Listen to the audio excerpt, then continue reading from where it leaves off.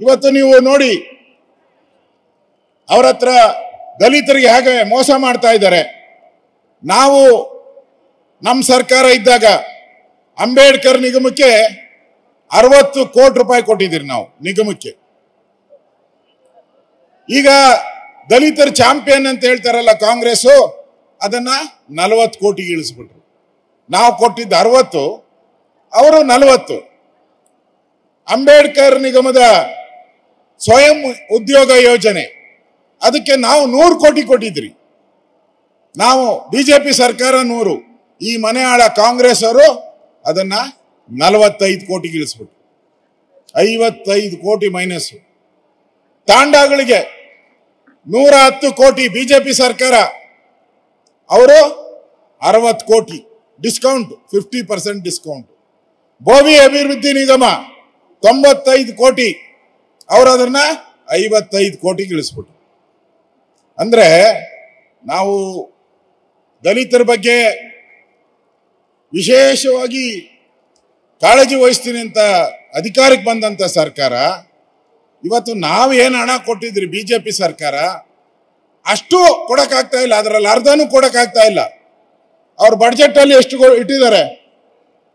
332 ಕೋಟಿ ದಲಿತರು ಖರ್ಚು ಮಾಡಕ್ಕೆ 332 ಕೋಟಿ ಇಟ್ಟಿದ್ದಾರೆ ನಿಗಮಗಳಿಗೆ. ಈ ಸರಿ ಖರ್ಚು ಮಾಡಿರೋದು 85 ಕೋಟಿ ಮಾತ್ರ.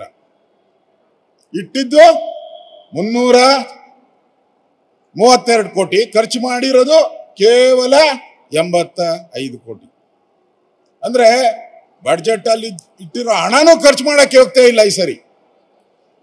ಆ ರೀತಿ ದಲಿತರಿಗೆ ಮೋಸ ಮಾಡ್ತಾ ಇದೆ ಇದು. ಇದನ್ನ ನಾವು ಜನಕ್ಕೆ ಹೇಳ್ಬೇಕು.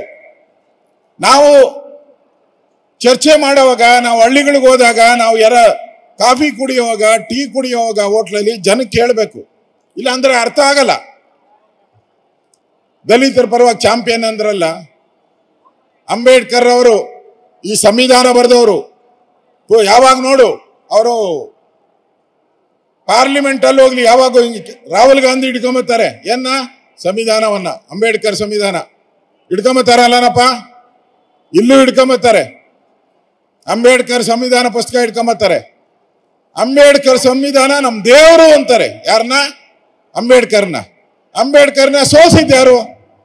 ಎಲೆಕ್ಷನ್ ನಲ್ಲಿ ಅಂಬೇಡ್ಕರ್ ಅವ್ರನ್ನ ಮಹಾರಾಷ್ಟ್ರದಲ್ಲಿ ಸೋಲ್ಸಿದ್ದಾರೋ? ಕಾಂಗ್ರೆಸ್ ಅವರು ಸೋಲ್ಸಿದ್ದಾರೋ? ಅವರು ಸತ್ತಾಗ ಡೆಲ್ಲಿಯಲ್ಲಿ ಸತ್ತಾಗ ನೀವು ಇಂದಿರಾ ಗಾಂಧಿಗೆ 5 ಎಕರೆ ಕೊಟ್ಟಿದ್ರಿ, ನೆಹರುಗೆ 5 ಎಕರೆ ಕೊಟ್ಟಿದ್ರಿ.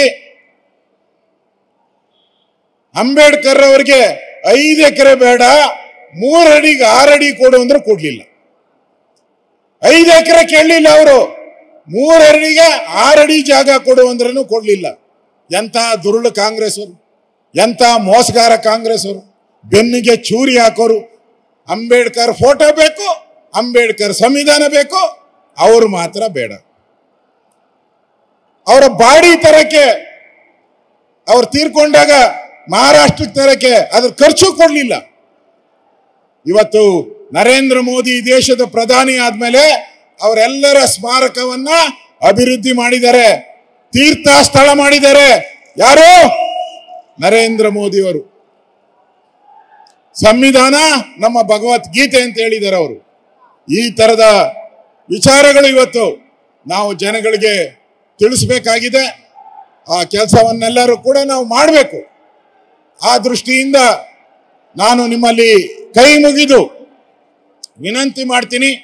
ಈ ವಿಚಾರ ನಾವೇ ಕೇಳ್ಕೊಳ್ಳೋದಲ್ಲ, ಈ ವಿಚಾರನ ನಮ್ಮ ಬಡಾವಣೆಗಳಲ್ಲಿ ಆ ದಲಿತ ಸಮುದಾಯಕ್ಕೆ ತಿಳಿಸ್ಬೇಕು.